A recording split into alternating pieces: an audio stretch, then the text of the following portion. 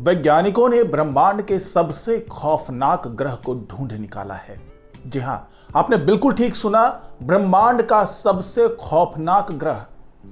आखिरकार यह खौफनाक बना कैसे और यहां पर ऐसी क्या चीजें हैं जो इस ग्रह को खौफनाक बना रही है।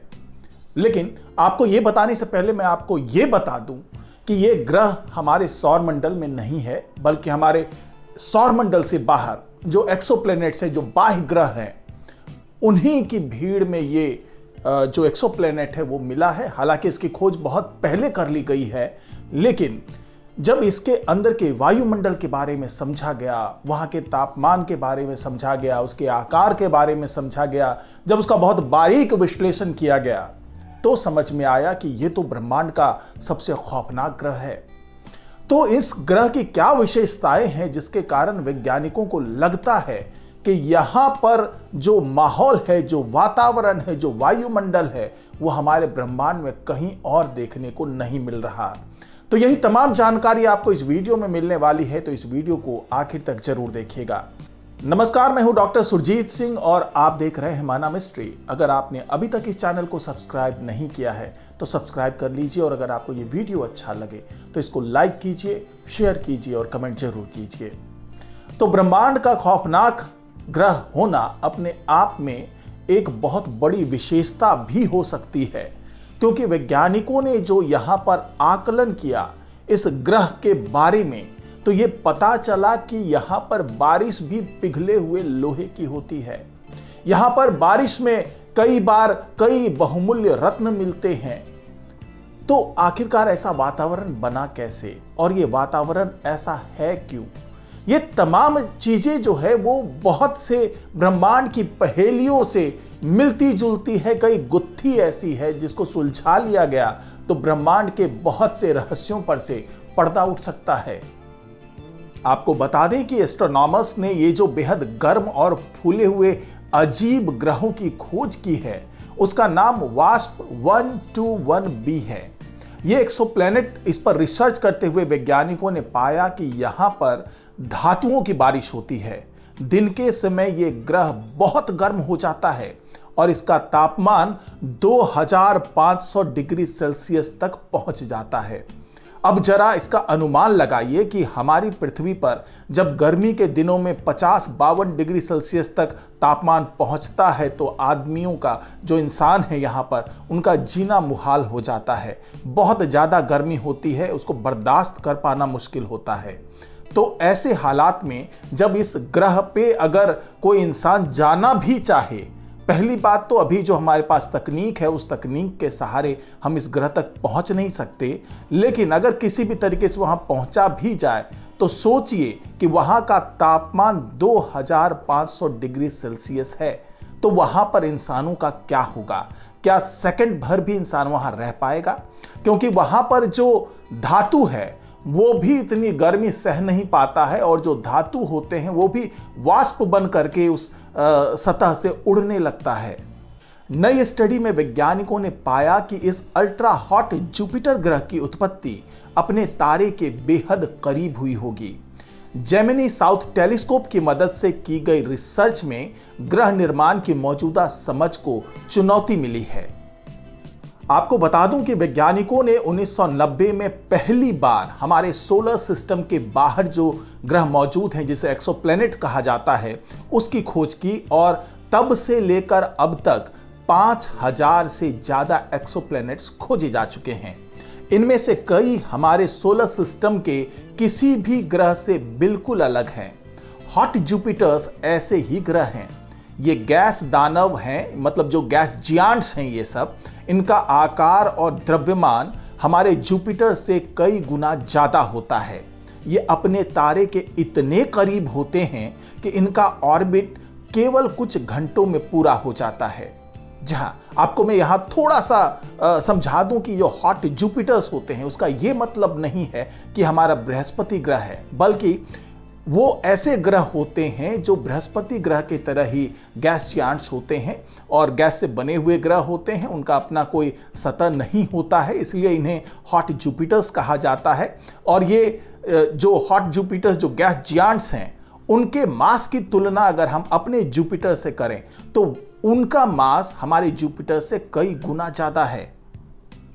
अब तक खोजे गए एक्सोप्लैनेट्स में से लगभग 1/3 हॉट जुपिटर्स हैं जो बहुत ज्यादा गर्म होते हैं, इसलिए इन्हें रोस्टिंग मार्शमैलो भी कहा जाता है।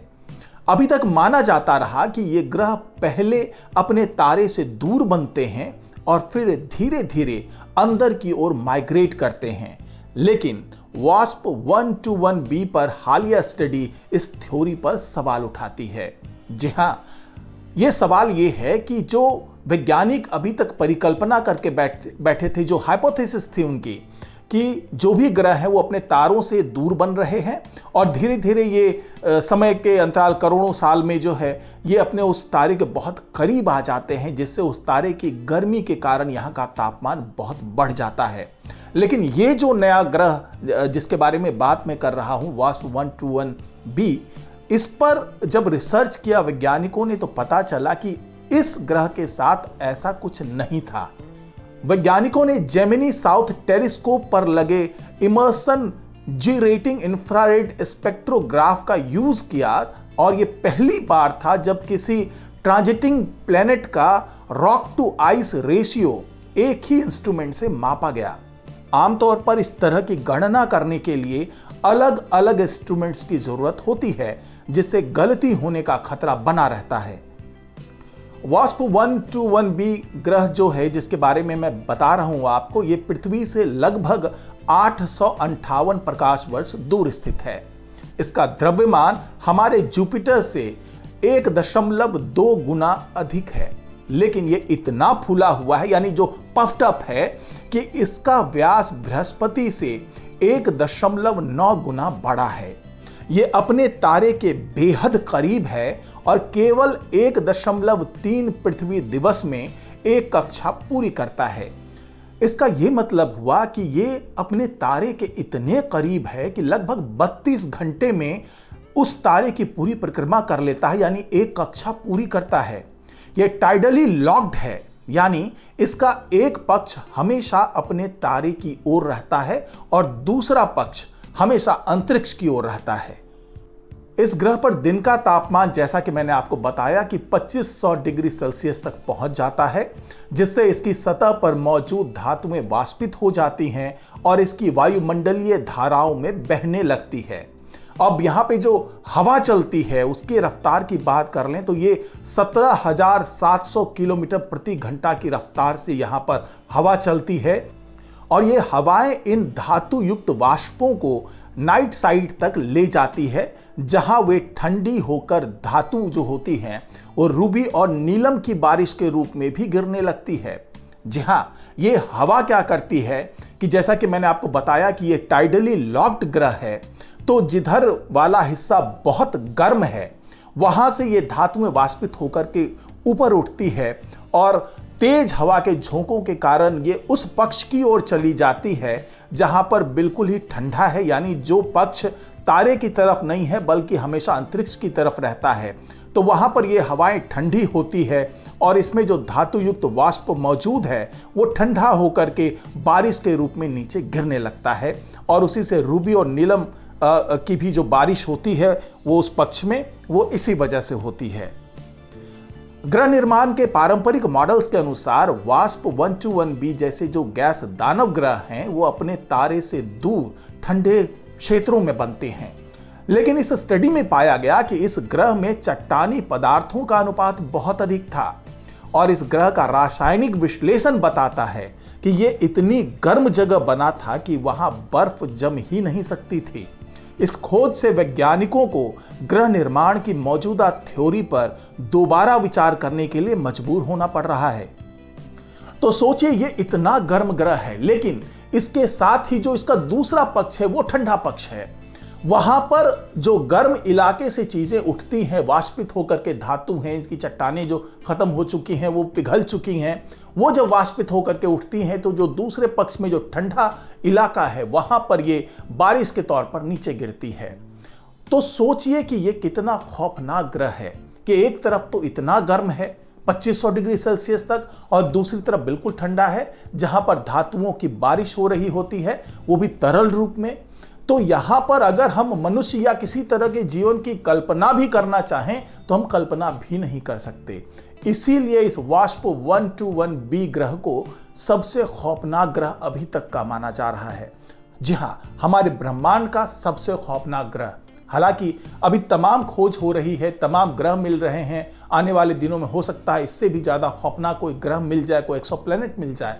लेकिन फिलहाल तो वैज्ञानिक यही दावा कर रहे हैं कि ऐसी परिस्थिति, इतना तापमान किसी और ग्रह पर होना लगभग नामुमकिन ही है। तो आज की रिपोर्ट में फिलहाल इतना ही। नमस्कार।